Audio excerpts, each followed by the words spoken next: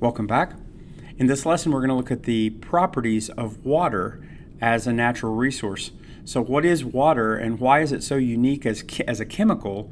And then why is it so necessary for living things? And what part does it play in the ecology of the earth? So it is needed, it is wanted, it is fought over, it is hoarded and stolen all over the world and since the beginning of time. So let's look at some details of a really interesting molecule. Absolutely no life without water. Water is one of the most necessary resources that we have. Water has so many different properties that we'll look at today that make it necessary in multiple ways. So it regulates the climate. Remember, it makes some places not as cold as they would be, or warmer or cooler than they would be. It acts as a solvent and dissolves things. It shapes the land. It erodes. It's a shaper of the earth.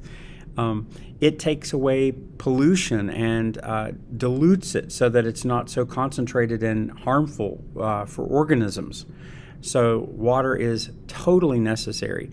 Fresh water is even more necessary because living things can't, most living things that live on land could not drink or use salt water. So you would need to have fresh water so that the fresh water would be used in the cell metabolism of the organisms. Plus, it's beautiful. It's refreshing. It's you can play in it. It's water is necessary, and so we're going to look at just today the basics of the water resources and the properties of it. So let's first of all look at the properties of water. Water is totally unique as a chemical. Water, because of what it's made up of, its oxygen and its hydrogen, actually form small little attractions from one water molecule to another. The attractions are called hydrogen bonds, and they're so strong that it's why that water will always form a little ball. So a raindrop is round. If you wax your car and then spray it with the water hose, all of the water will bead up like little tiny balls. Because what's happening is that the water is attracted to itself and is pulling in and wants to pull in as tight as it can possibly pull in. You can take water and put it into a cup and fill the cup more than the lip of the cup. It will actually hump over the top of the top. So it doesn't need to be flat. It can actually make a nice little round lid on top of the glass, simply because the water is holding on to itself. Now, makes it totally, absolutely useful in so many ways, chemically in your body and also biologically in your body. So, for instance, the hydrogen bonds allow the water surface to contract, and it sticks to the surface of something. So, if you can see in this picture, it's actually sticking to the paper clip. It's sticking to the string that's attached to the paper clip. It's sticking to the side of the glass, and it can actually pull itself up. If you can see that from the bottom of that string to the side, you've actually got water wicking up the side of that dish. The smaller that the little pipe can be, the more it does this. And so it can actually rise all the way up from the bottom of the roots of a tall tree, 200 feet, to the leaves of that tree. The water is able to simply wick its way up. And that's because it's pulling with its own hydrogen bonds on each other and adhering to the sides of the tube. Okay, so water would be necessary to do that if water was going to go up a tree's stem, and it does. I don't know if you've ever done this. I pulled this picture because you can put food coloring in a glass and make flowers different colors. Okay, this is celery. Now, another very useful thing that water does is it holds heat. If you've ever tried to boil spaghetti water and it takes forever and ever and ever to make that spaghetti water hot, you put a pan on the stove and it turns hot instantly But if you put water in that pan, it takes forever to heat that water because water holds on to heat. It holds on to heat a long time, and it takes a long time for that water to get hot. But then once it's hot, it stays hot for a long time. So for that reason, it can absorb the solar energy. The oceans can absorb the solar energy from the sun and then release it slowly. Okay, the atmosphere, the clouds and the rain inside the atmosphere can hold on to that heat, and that heat can then be distributed slowly as it's needed. What that means is that the Earth has an atmosphere. It's not as hot during the daytime because the water absorbs some of that heat, and it's not as cold at the night because the water then takes its heat and dumps it into the air as it's needed. So it tempers everything. It's ridiculously useful. The other thing that it does is that since it's holding heat, if you were to sweat, which is water, if you were to sweat and it evaporates into the air, it's taking the heat with it. All right, so anything that heats up very quickly is going to lose its heat very quickly. Anything that heats up very slowly loses the heat very slowly. And if you can take that energy that water is holding, say your body temperature, and evaporate it, it's pulling your body temperature away and cooling you. So one of the ways your body cools itself is by sweating, which is by evaporating your own body water away from you to reduce your body heat. Water also acts as a solvent. It dissolves things. It's 70% of all living things are in the cells as water, no matter what living thing, whether it's a single-celled amoeba or it is a sequoia tree that's 1,000 years old.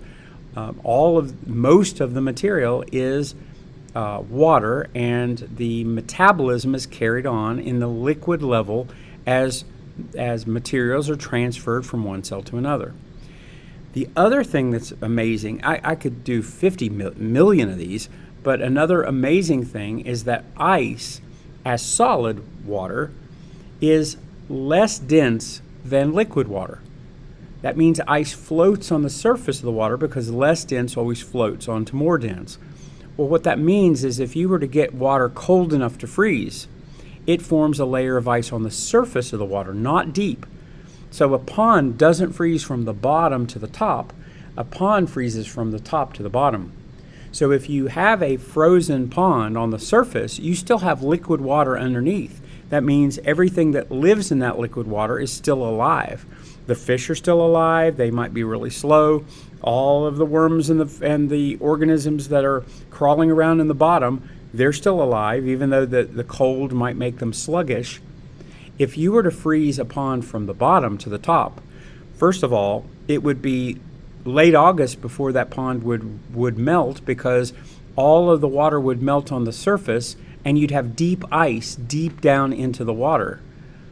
Well, you'd have to have a tremendous amount of energy to melt that ice, and so nothing would live. You would kill all the animals in the pond. You'd kill all the frogs, you'd kill all the fish, you'd kill all the turtles. So just the fact of life, marine life, you have ice on top of the oceans, and the seals and the penguins are jumping into it and swimming under the ice to catch the fish. If it would freeze from the bottom, the oceans would freeze solid and would never melt, because there's not enough sunlight energy to melt the ice from the surface. If you had 2 miles of ice, because the top would melt, it would turn into water. The water would absorb all the energy, and it wouldn't melt the ice underneath it, and nothing would live. Okay, so the other cool thing is it expands. And since it expands, if water were to get into the crack of a rock, we've talked about this in weathering, it would shear that rock. It would pull it apart. It goes out about 109%. Okay, or it goes up, from 100% water to 109% space in terms of ice. So that can break apart boulders. It can help make sedimentary rock as sediments are eroded off of mountains. Now you're going to see that it's not equally distributed. Wherever the winds are taking the water to air, the air with moisture in it, that is where it's going to rain. You'll have lush forests and lush fields, but you're going to have deserts in some places because it's not going to have as much water as other places. So since some places have abundant groundwater and others have very little, how that is used is very, very important because it's not everywhere the same. So you're going to have certain places that you have plenty of water for the population, and others where the population is in great need of water. And more wars have been fought over water than anything else. Remember that the groundwater that is where most people will irrigate and drink. It's the groundwater that needs to stay there in order to maintain a city. You can't have a city with no water. And if you do have weird cities like, say, Las Vegas, in the middle of the desert, how in the world? Where do you get the water? You have to pump the water in. Most of the water is used for irrigation. So if you have, say, California, which has water shortages all the time, but yet California, because of its climate, is great for growing things, well, most of that water is not used for people. Most of the water is used for vegetables and for trees, for nuts and for fruits. That's what you're going to have. Now, you will control waters with building dams. You want reservoirs to hold water, fresh water. You can use it for recreation. You can use it for drinking. Use it for electricity, many things. And then you can transport that water. So I mentioned Las Vegas, but most of California is in huge cities where there's not enough water. So San Francisco, Los Angeles, we're talking in drought stage deserts. Los Angeles 100 years ago was nothing at all. It was just empty, dry fields. But what they did is they piped from the 20s on, they piped huge reservoirs from the mountains in Northern California all the way down into Los Angeles to provide that ever insatiable need for water there. And that's how you have large cities in desert areas.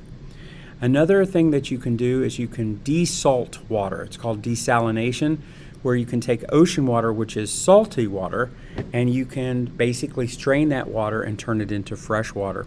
Of course, it's taking energy to do it, but in the case of needing water, you might trade one kind of energy for water. Anybody would do it.